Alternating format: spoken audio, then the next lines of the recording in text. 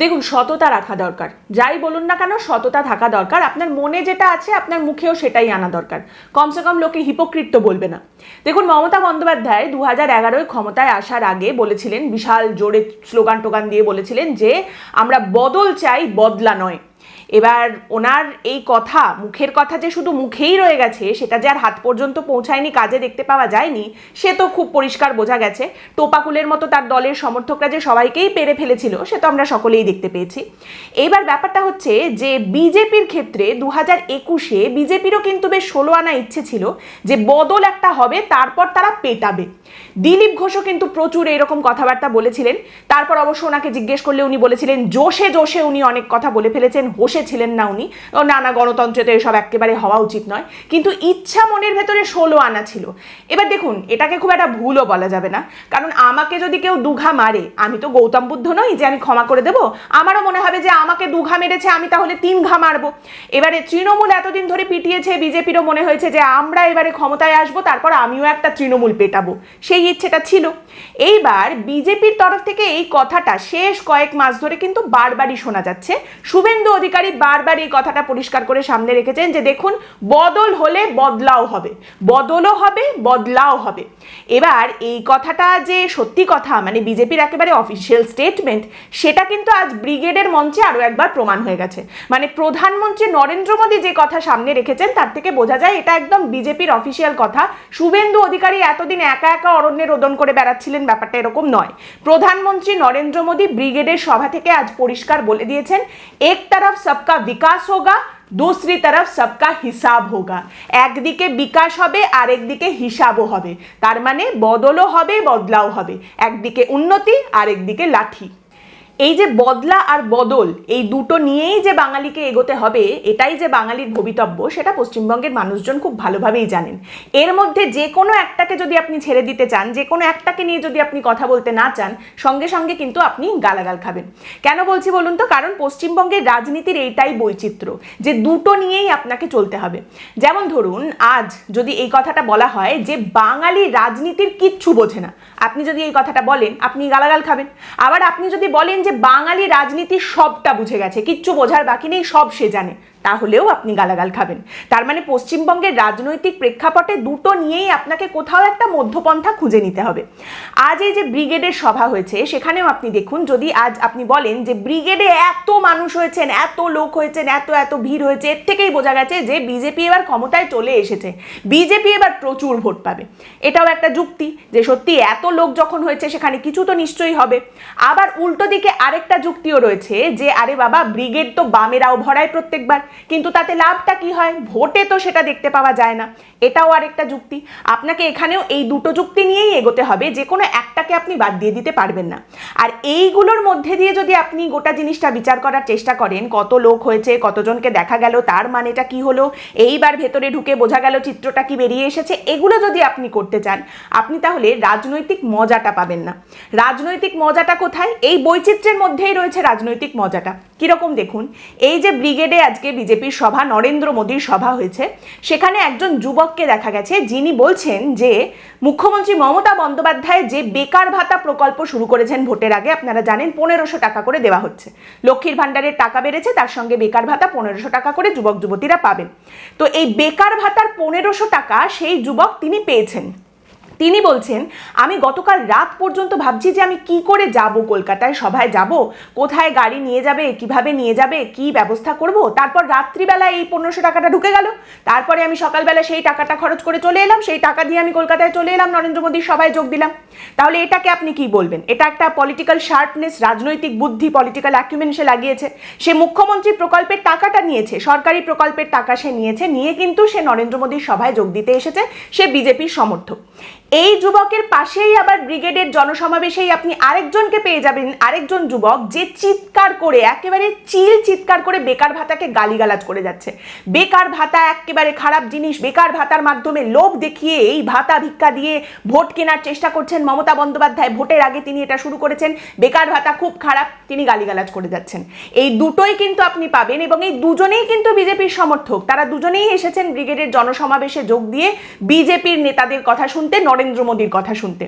আবার এই জনসমাবেশেই আপনি একজনকে পাবেন যাকে যখন প্রশ্ন করা হচ্ছে গ্যাস নিয়ে, তখন তিনি বলছেন যে গ্যাস আসতে কেন দেরি হচ্ছে, গ্যাসের কি সংকট হয়েছে তিনি সবটা জানেন, তার কাছে প্রচুর জাস্টিফিকেশন রয়েছে।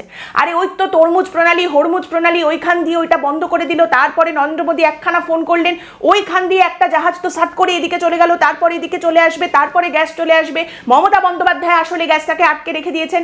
এইরকম হাজারটা জাস্টিফিকেশন তার কাছে আছে। আবার তার পাশেই আপনি আরেকজনকে এরকম পেয়ে যাবেন যার কোনো জাস্টিফিকেশনের জাস্ট প্রয়োজনই নেই, কোনো দরকার নেই। তার বক্তব্য 1 মাস কেন 3 মাস যদি আমাকে অপেক্ষা করতে হয় গ্যাসের জন্য, 5,000 টাকা দিয়েও যদি আমাকে গ্যাস কিনতে হয়, তাও আমি নরেন্দ্র মোদীকেই ভোট দেব। পশ্চিমবঙ্গে নরেন্দ্র মোদী ক্যান্ডিডেটও নয় যে তাকে ভোট দেওয়া যাবে, কিন্তু তার কোনো জাস্টিফিকেশনেরই দরকার নেই। তিনি বিজেপির ভক্ত, তিনি বিজেপির সাথেই থাকবেন। তার বক্তব্য 5,000 টাকা দিয়ে হলেও আমি কিন্তু গ্যাস নেব এবং সেইবার আমি নরেন্দ্র মোদীকেই ভোট দেবো, আমি বিজেপির কাছেই আসব। তো এইখানে দেখুন, এই যে দুটো তরফের লোকজন, দু ধরনের লোক, এদেরকেও কিন্তু আপনি সেই একই সমাবেশে দেখতে পাচ্ছেন। এরা সবাই বিজেপির সমর্থক এবং তারা সবাই এসেছেন নরেন্দ্র মোদীর কথা শুনতে। আর এইখানেই হচ্ছে একদিকে পলিটিক্যাল অ্যাকিউমেন, আরেকদিকে পলিটিক্যাল অ্যাবসার্ডিটি।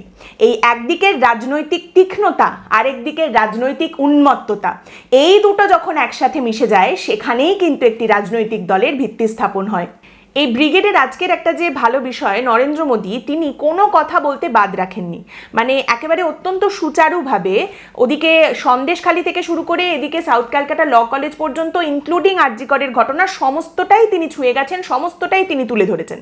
প্রসঙ্গত বলে রাখি, এই আরজি কর আন্দোলনের মাধ্যমে বেশ সামনে আসা, চর্চায় আসা একজন ডাক্তার বুদ্ধিজীবী, তিনি আজ ব্রিগেডের জনসমাবেশে নরেন্দ্র মোদীর হাত থেকে পতাকা নিয়ে বিজেপিতে যোগদান করবেন, এরকম একটা গুঞ্জন চর্চা চারিদিক থেকে বেশ শুরু হয়েছিল।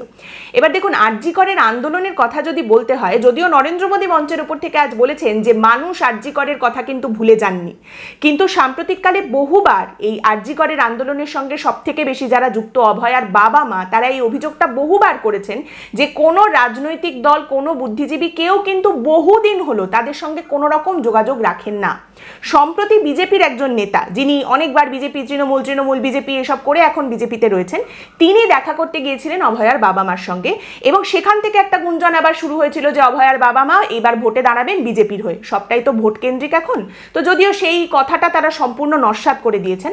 তো আরজি করের আন্দোলনের কেউ, মানে যারা যারা সেই সময় সামনে উঠে এসেছিলেন, সেই রাজনৈতিক নেতারা বলুন বা বুদ্ধিজীবীরা, তারা কেউ অভয়ার বাবা মার সঙ্গে যোগাযোগ না রাখলেও এই বুদ্ধিজীবী, ডাক্তার বুদ্ধিজীবী, যিনি একদম রাজনৈতিক প্রেক্ষাপটে এই আরজি করের আন্দোলনকে ব্যবহার করে বেশ সামনে উঠে আসেন, তিনি কিন্তু আজ ব্রিগেডের জনসমাবেশে টুংটুং করে ঠিকই পৌঁছে গিয়েছিলেন।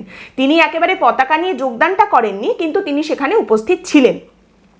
এবং যখন আরজি করের আন্দোলনটা চলছে সেই সময় কিন্তু তাকে বেশ দেখা যেত তিনি বেশ বাম সমর্থনে রয়েছেন, এইরকম কথাবার্তা সামনে রাখেন, বাম ঘেঁষা, বাম নেতাদের সঙ্গে তার ছবি, এবং সেই সময় তিনি কিন্তু বেশ বিজেপি বিরোধী ছিলেন। তারপর হঠাৎ একদিন তাকে দেখা গেল তিনি লর্ড কুণাল ঘোষের সঙ্গে ছবি দিয়েছেন, এবং সেই সময় তিনি বললেন যে না না, প্র্যাকটিক্যালিটিটা আমাদের কিন্তু বুঝতে হবে। প্র্যাকটিক্যালিটি বোঝার জন্য তিনি চলে গেলেন লর্ড কুণাল ঘোষের কাছে। তারপর এখন সম্প্রতি তিনি বেশ বিজেপি ঘেঁষা হয়েছেন, এবং এখন তিনি বলেন যে এটা তো একটা ধর্মযুদ্ধ এবং আমাকে ধর্মের পক্ষে থাকতেই হবে। মানে বিষয়টা হচ্ছে আরজি কর আন্দোলনকে ব্যবহার করে বেশ বাম ঘেঁষা, বাম সমর্থন হয়ে সেখান থেকে প্র্যাকটিক্যালিটি বোঝার জন্য লর্ড কুণাল ঘোষের কাছে পৌঁছে এখন ধর্মযুদ্ধে ধর্মের পক্ষে থাকার জন্য তিনি বেশ বিজেপি ঘেঁষা হয়েছেন, বিজেপির দিকে তিনি রয়েছেন। এবার দেখুন, এই যে বুদ্ধিজীবী তকমাটা এখন দেওয়া হয়, এখন মানুষজন এটাকে মানে হাসির একটা খোরাক করে নিয়েছে, কিন্তু একটা সময় পশ্চিমবঙ্গের এই বুদ্ধিজীবীদের সত্যিই কিন্তু একটা বৈভব ছিল, সত্যিই ছিল। বেশ পড়াশোনা জানা মানুষজন, প্রচুর পড়াশোনা তারা করেন, হয়তো ছেঁড়া জামা কাপড় পরে ঘুরে বেড়াতেন, কিন্তু এমন কথা বলবেন কান দিয়ে রক্ত বের করে দেবেন, এবং তারা কাউকে কিছু বলা থেকে পিছুপা হতেন না। আপনার মনে হতে পারে তারা হয়তো কোনো একটা দিকে ঝুঁকে থাকতেন, সেটা কিন্তু একেবারেই নয়। পুরনো কমিউনিস্ট যারা ছিলেন তারা কিন্তু বুদ্ধিজীবীদের সেই সময়কার রীতিমতো ঘৃণা করতেন, এবং কোথাও যে কেউ কোনো রকম যদি অন্যায় করতেন সেটার প্রতিবাদ করা থেকে সেই সমস্ত বুদ্ধিজীবীরা একেবারেই পিছুপা হতেন না। সেখান থেকে আস্তে আস্তে একটা জায়গা তৈরি হয় বুদ্ধদেব ভট্টাচার্যের আমলে, যখন এই বুদ্ধিজীবীদের কাছে টেনে নিয়ে ন্যারেটিভ বিল্ড করার জন্য একটা জায়গা তৈরি করা হয়, এবং সেখান থেকে শুরু হয় বুদ্ধিজীবীদের বুদ্ধজীবী হওয়া। তারপর যখন মমতা বন্দ্যোপাধ্যায় ক্ষমতায় আসেন, তিনি তো মোটামুটি ওই সমুদ্র সৈকত থেকে ঝিনুক কালেক্ট করা হয় যেরকম, সেরকম বুদ্ধিজীবীদের কালেক্ট করতে করতে এগোচ্ছেন এখনো। তো তারা হয়ে যান মমতাজীবী। আর এখন বিজেপিজীবী তারা হয়ে গেছেন, কারণ বিজেপিও এখন বুঝতে পেরেছে এই বুদ্ধিজীবী কালেক্ট করার ব্যাপারটা খুব গুরুত্বপূর্ণ। এই জিনিসটার একটা আদি উদাহরণ যদি হয়ে থাকেন মিঠুন চক্রবর্তী, তাহলে তার আধুনিক উদাহরণ হচ্ছেন রুদ্রনীল ঘোষ, এবং আগামী উদাহরণ হতে পারেন এই ডাক্তার বুদ্ধিজীবী। তবে দেখুন, এতে অন্যায়ের কিছু নেই, এগিয়ে যেতে হবে এই নিয়েই, বৈচিত্র্যময় চারিদিকে সব রয়েছে। আগেই বলছিলাম পশ্চিমবঙ্গের রাজনীতির বৈচিত্র্যের কথা, সেই রকমই পশ্চিমবঙ্গের বুদ্ধিজীবীও অত্যন্ত বৈচিত্র্যময় জীব। পশ্চিমবঙ্গের বুদ্ধিজীবী গাধাও নয়, ঘোড়াও নয়, সে অদ্যাপি খচ্চর। গাধা এবং ঘোড়ার অশুভ মিলিত প্রয়াসের ফল পশ্চিমবঙ্গের বুদ্ধিজীবী। পশ্চিমবঙ্গের বুদ্ধিজীবী বামপন্থী হতে ভালোবাসে, কারণ শীত নিয়ন্ত্রিত ঘরে গরিবের চিন্তা তাকে খুবই কাঁদায়। কিন্তু তারই সঙ্গে সে আবার লুকিয়ে লুকিয়ে তৃণমূলকে ফোন করতেও ভালোবাসে, কারণ শাসক দলের সুযোগ সুবিধা, ফল মূলর যোগান, এগুলোও তার চাই। এবং তারপর সব শেষে চে গুয়েভারার উল্কি দাগিয়ে বিফ স্টেক, পর্ক সসেজ খেয়ে সাত্ত্বিক সেজে সে বিজেপির দিকে এগিয়ে যায়। পশ্চিমবঙ্গের বুদ্ধিজীবী মনে প্রাণে গুলবাজ বাম, সুবিধে সন্ধানী তৃণমূল এবং আগামীর লোভী বিজেপি। দেখুন, অনেক প্রাণী আছে যারা নিজেদের বিষ্ঠা খেতে ভালোবাসে, খচ্চরই একমাত্র যে অন্যের বিষ্ঠার রসাস্বাদন করে নিজেকে তৃপ্ত মনে করে। এবং দেখুন, এই বৈচিত্র্যই এখানেও রয়েছে। কেন বলছি এই বৈচিত্র্য এখানেও রয়েছে? আমি তো অনেকদিন ধরে আপনাদের সামনে এভাবে কথা বলছি। এরপরে কিছু মানুষজন থাকবেন যারা কমেন্ট করবেন যে দিদি আপনি কি বলতে চাইলেন, কিছুই বুঝতে পারলাম না। তাহলে একবার শেষ চেষ্টা করি, দেখি বোঝানো যায় কিনা।